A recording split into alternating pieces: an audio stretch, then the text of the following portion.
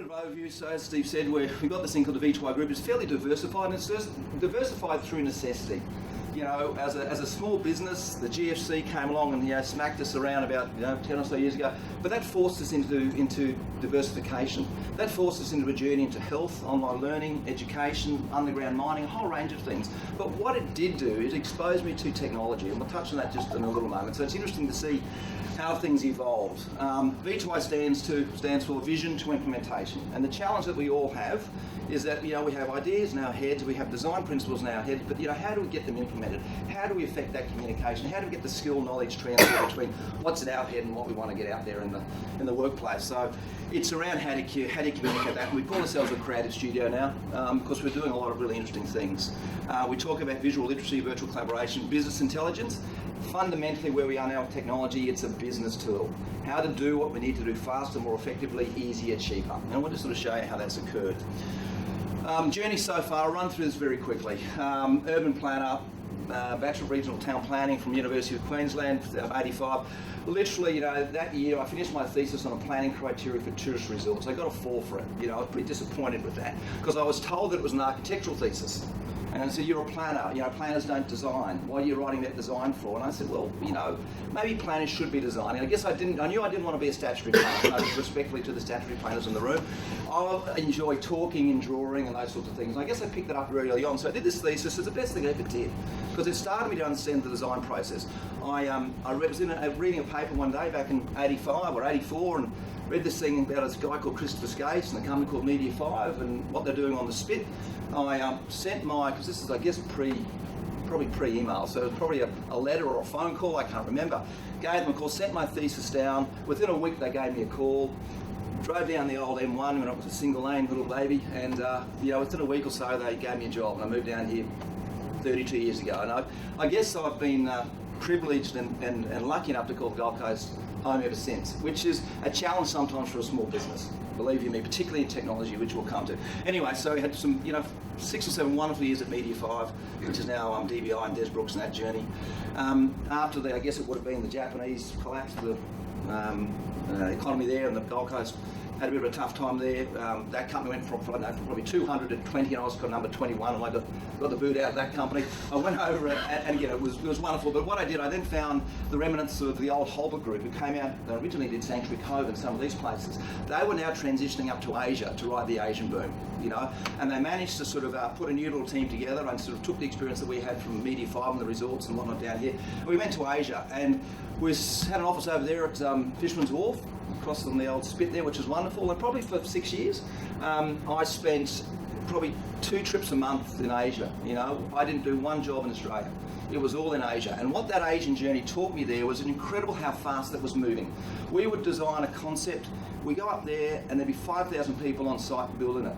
With little, it was amazing. So what I kind of learned up there is that you had to be very careful about if you drew something that it needed to have sort of some implementation reality, and that also just strengthened my vision to implementation. So the THG years were fantastic for the exposure to Asia, for the exposure of large projects and the amount of them. There's probably 15 of integrated golf resort projects that we involved there that are built and finished. That all fell apart when the Indonesian crisis hit, and again, the Indonesian-Asian crisis smacked us around pretty hard, and the rupiah went from, 1,000 to the US to 12,000 to the US. So what used to cost us 100,000 was then costing the locals, it was costing us $1 million, the same sort of fee. So that hit us pretty hard. So that journey ended. I then brought all those skill sets back to Australia because I hadn't worked in Australia. I hadn't worked on a job in 6 years in Australia. I decided a number of guys left THG with me at the same time just because of the way the company was being restructured. We started a new little company. And we went and promoted ourselves as a joint skill of a group of 3 or 4 young guys that had this experience in Asia. We spoke to a few people in the country, and back then it would have been people like I can't remember, but was it Bell Collins? Was that the predecessor of the place? Bell Collins and some of these other big groups that are around. And one of the groups that we spoke to was a guy called Jim McNulty from PMM, and what I needed was somebody to help me get a feedback into the Australian market. So Jim had a company, PMS, which now became Connex and now ultimately RPS, which you might be aware of. But Jim saw the opportunity that we could bring, and he took my whole little team. We had 5 of us. he took us and we formed a joint venture called Avati back in '97, and that exposed all us. We were able to bring all the resort concepts that we were working on in Asia back to Australia, and we started to ride the lifestyle boom in Australia. So back then, it was, we did a lot of work with Medalist and Greg Norman, so projects like Brookwater, projects like Coomera Waters, which is probably somewhere where I might have first met you, Steve, way back then. Projects like the Vintage in the Hunter Valley, which was all around lifestyle communities. So all the stuff we sort of learned and delivered in Asia, we bring back into Australia. So we had 5 wonderful years there at that joint venture, but like all good things, sometimes they come to an end. So I then started V2i. In fact, the office that we had when we first moved to start this journey was, I think, 1 floor up at the back here. There's about 15 of us crammed into a floor there. And then we spent, I think this floor up here, we spent probably 5 or 6 years upstairs here in the early days, and it was a wonderful place. And again, it just started that journey of taking all the knowledge that we'd learned and applying it to the local industry. And I guess we also then started a visualization journey there, which I'll touch on in a moment. Things were going very, very well. Pre-GFC, that weren't the other days, things were going well. At that time, one of the things Jim taught me, Jim McNulty, back in the Avati days, and Jim was a great businessman, he said, look, the best time to diversify is when you've got plenty of cash. And you can invest, you can have a bit of fun. Most companies fail because they start struggling and they go, what do we do? And they start changing track. So we had plenty of coin and cash, back in the day. And I met my wife, she has a medical background, and we decided through all my work in Asia and watching the evolution of the digital revolution in Asia, it was incredible to see how much health and education was growing, the mobile phones, etc. We said, geez, let's think of another industry that doesn't have the ups and downs of global property. So he said health and education. So my wife had a medical background. So God bless Sonia, she had a very good paying job at a big pharmaceutical company. She decided to leave that, and we started a company called 3D-Me.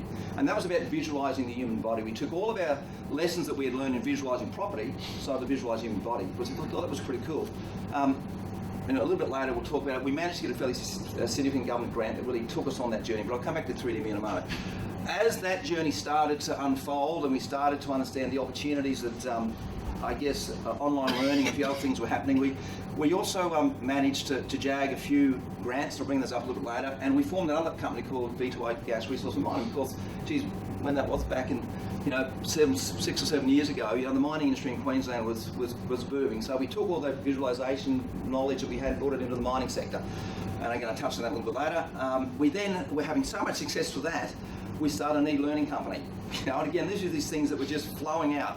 And then I suppose probably, and this is, Steve wanted me to tell some of the hard luck stories. The reality is the challenges we had through that journey, despite the grants, the awards that we won, because I wasn't an educator, because I wasn't a doctor, because I wasn't from the mining sector, we just couldn't commercialise it. It was too hard. We spent millions trying to do it, but we just couldn't do it. So I made a decision, and it was kind of nice, respectfully, to be away from the property sector, just to step away for a while, because it was good for the soul with 3D-Me to sit alongside and across the table from people like Ian Fraser and some of these wonderful people that we met who were trying to improve human lives.